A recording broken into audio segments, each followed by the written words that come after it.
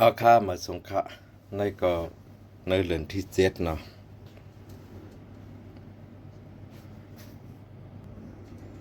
วันที่10เดือนธันวาคมปี2526ค่ะเนาะตั้งเฮาคาฮับลงรายจื่อวัดใหม่ค่ะเนาะเดโลสังหลายๆแต่เดเฮ็ดวัดใหม่นั่นน่ะโลมัดปงตินหน้าหลังแค่พางครึ่งโตเนาะกาขันกาหือในกาขันเฮ็ดวัดใหม่ในใกล้ค่ะนะพี่น้องเขากำนำได้ถามมาตั้งหมดของพี่น้องเขาเนี่ยมันมีปลาพาสปอร์ต5อันนั้นก็เฮ็ดเยาก็ต่อบันติ๊ก5เนี่ยในห้ำเข้าใจตั้งหมดเนี่ยเนาะค่าได้ซับแรกในว่าเฮ็ดวัดใหม่ตั้งค่าได้มาป่งตินนานหลัง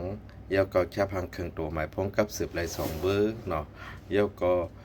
ตั้งบริษัทเฮาค้าฮับห้องเป็นนายจ้างปันเนี่ยได้เสียงอยู่ 8,100 วัตต์ 8,100 วัตต์ในจ่าย3ปอกค่ะเนาะปอกหนึ่งจ่ายไว้600ในการล่างแค่พางครึ่งโต100 วัตต์เนาะเงินมาจำกาเฮ็ดวัตต์นั้น500นะครับเนาะกำไรเพราะว่าเป็นปืนเผาเป็นทางการมากนะเดี๋ยวไล่มาจ่ายแทง 4,000 วัตต์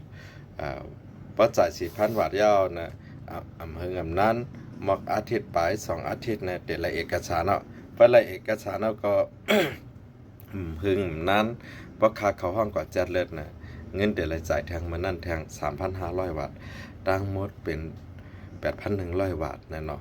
อันพี่น้องเขาถามมาว่าตั้งหมดเนี่ยเขาถามฮู้ความหมายว่าตั้งหมดนั่นป้าพาสปอร์ต5นะ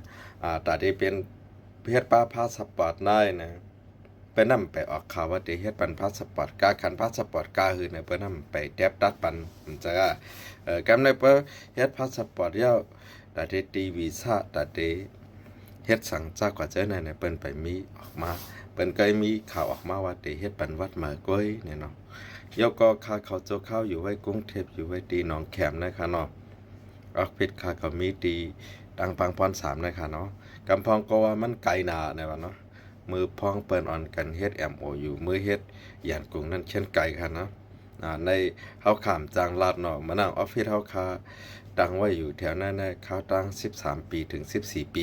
เฮาข้ามจางค่ายกว่าจุพี่น้องเขาปะพี่น้องเขาใครเฮ็ดเย้าก็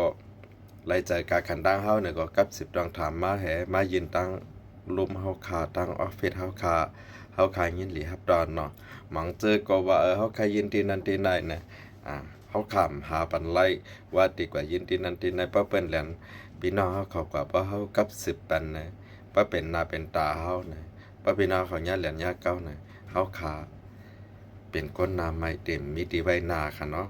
อันตั้งสุดแต่พี่น้องเขายุ่มยำตีไหลมืดกึดตีไหลจำใจตีไหลกว่ายินตีนั้นอย่าไปกว่าเด็กดึงคำว่าใครยินตั้งเปิ้นออฟฟิศที่นั้นที่ไหนมี5นะมันกูก็กลุ่มเหมือนกันค่ะเนาะเหมือนจ้างเฮาคา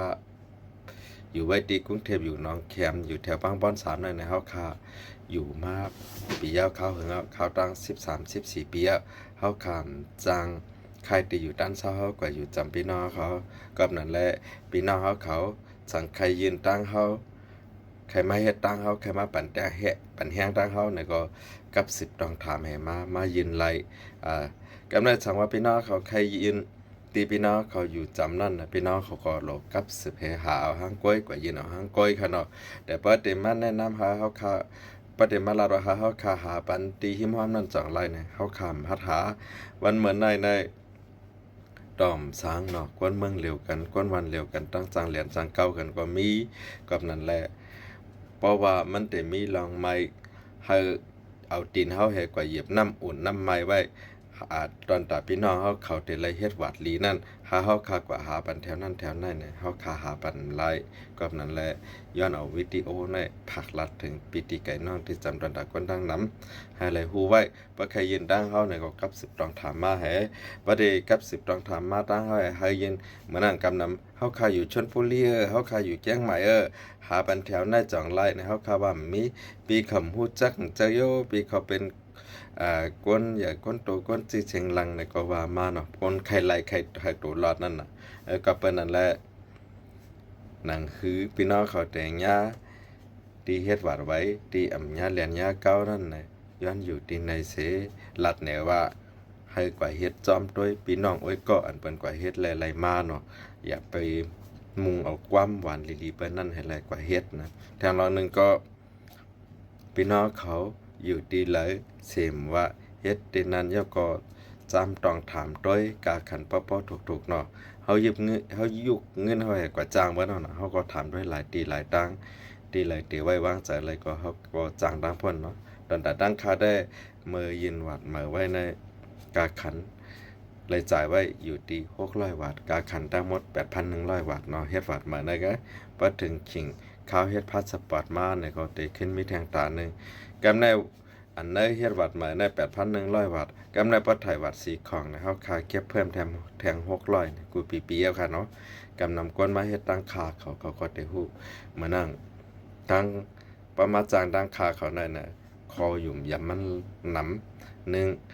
จอมหาโตค่าในFacebook ใน YouTube ใน TikTok ในก็เตมีเนาะหาลงไว้ปันกูช่องตั้งอันในเพจนะเตมีกับนั่นแหละพี่น้องครับเจอเลยภายเลยยินวัดไว้ตั้งค่านะใครได้เฮ็ดปองชาปานเนาะย้อนเปิดว่าเพจค่าจะวงวันนั้นใกล้ก่อยน่ะค่าด้วยเพจค่าก่อยเนี่ยมันแต้มกับ3-4อันน่ะห้ำอันเป็นผู้ติดตามตั้งนำตั้งหลายกำนำค่าก่อมหัวย้อนเปิดหางแล้วมันก่อยเปลี่ยนย้อนเปิดใกล้ลงแล้วก่อยห้าอยู่หลายๆให้ก่อยกับหางก่อยเนาะเอาค่ายินจำพี่น้องกูก็กูก้นค่ะพี่น้องเฮาค่ะกว่าเฮ็ดวัดตั้งเลยก็อย่าให้เงี้ยก้นแหลดก้นเก้าค่ะเนาะอยู่ที่ในให้แลย้อนผักลัดถึงพิธีไก่น้องที่จำดอนถาก้นดังนำค่ะมาส่งค่ะ